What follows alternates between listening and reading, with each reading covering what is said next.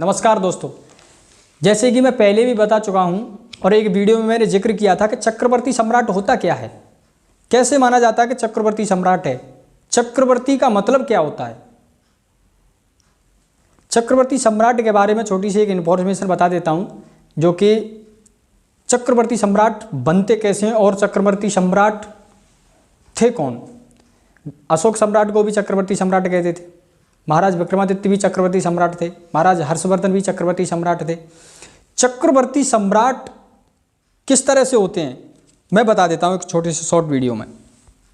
जो एक गांव का राजा होता है वो होता है सरपंच, और जो 10 गांव का राजा होता है वो होता है नायक, उसे नायक कहते हैं। और जो 100 गांव का राजा होता है उसे कहते हैं सामंत। पहले सामंत भी होते थे। महाराणा प्रताप का जो नाटक है उस नाटक में देखा होगा कि सामंत और कई ऐसे राजाओं के सामने बातें चलती हैं तो सामंत के रूप में एक बांट दिया जाता है। वो सामंत 100 गांव का राजा होता था, उसे कहते थे।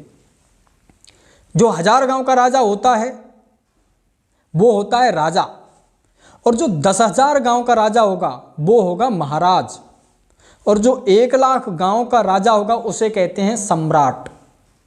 यानी कि जो 1 लाख गांव का राजा उसे सम्राट कहते हैं। उसके नीचे जितने भी राजा होंगे वो उस सम्राट के अधीन होंगे। अब सम्राट से ऊपर की बात चलती है। जो 7 लाख गांव का राजा हो जाए उसे कहते हैं चक्रवर्ती सम्राट। यानी सम्राट के ऊपर भी एक राजा होता है, उसे कहते हैं चक्रवर्ती सम्राट।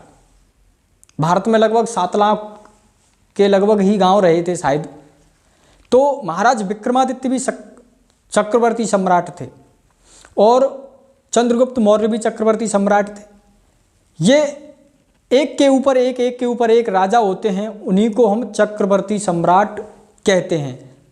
और जिस तरह से अब वो राजाओं का शासन तो खत्म हो गया, लेकिन अभी चलता है सरकारों का शासन। तो इस समय पर चक्रवर्ती सम्राट कौन है? जो वर्तमान प्रधानमंत्री हैं।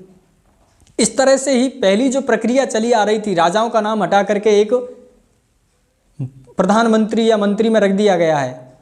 जैसे कि मुख्यमंत्री फलाने प्रदेश के मुख्यमंत्री, ढिकाने प्रदेश के मुख्यमंत्री, और मुख्यमंत्रियों के ऊपर जो शासनकाल बैठा हुआ है, जो बैठा है राजा, उसे कहते हैं प्रेजेंट में प्रधानमंत्री।